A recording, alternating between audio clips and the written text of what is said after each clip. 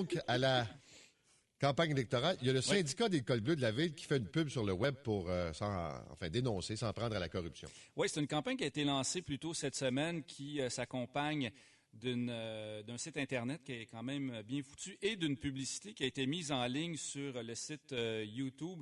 C'est assez rigolo.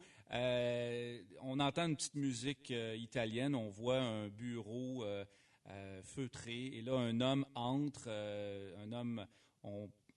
On pense que c'est un élu, évidemment, habillé. Moi, j'ai pensé que c'était Bernard Trépanier. Ben, ça y ressemble un peu, effectivement. Et là, on le voit remplir un coffre-fort de liasses de billets qu'il sort de son veston, de ses poches de pantalon et, bien entendu, oui, exactement, de ses bas.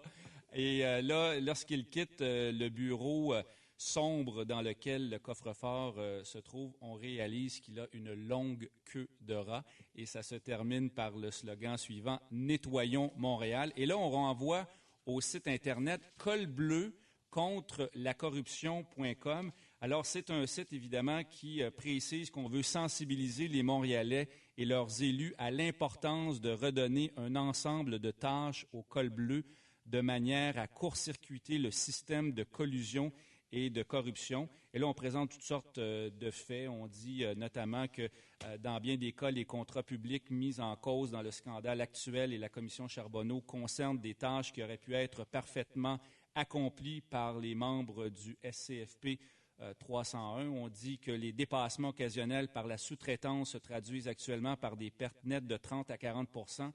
Quand les cols bleus font le travail à l'interne, les coûts sont prévisibles et il n'y a pas d'occasion de corruption ni de surfacturation. Alors, vous voyez un petit peu le ton. Et là, on promet qu'on va talonner les élus et les candidats pendant la campagne électorale sur cette question. Et on termine en disant qu'il y a des signes encourageants. Et là, on fait référence à l'arrondissement Villeray-Saint-Michel, Parc Extension, qui vient tout juste d'annoncer que tous les travaux de réfection et de reconstruction des trottoirs allaient dorénavant être confiés. Attends un peu. On va enlever des contrats à M. Trottoir, là? Bien, je pense que c'est ce que ça suggère. Oh. C'est risqué? Pas ça que je veux dire.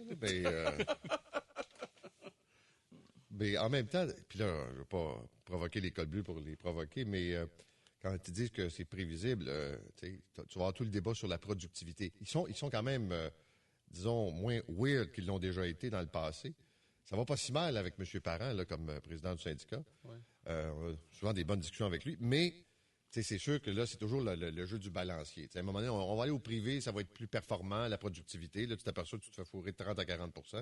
Là, tu dis, OK, on va retourner vers la ville. Ouais.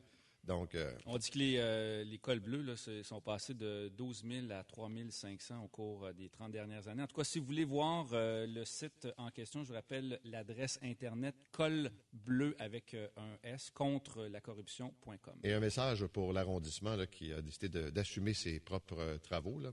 Vous me respectez, je me respecte. Vous me maltraitez, je peux me maltraiter de la même façon que vous me maltraitez. Ah ouais. C'est comme ça. C'est clair. Ça, c'est ma ligne préférée. Celle-là, maltraité.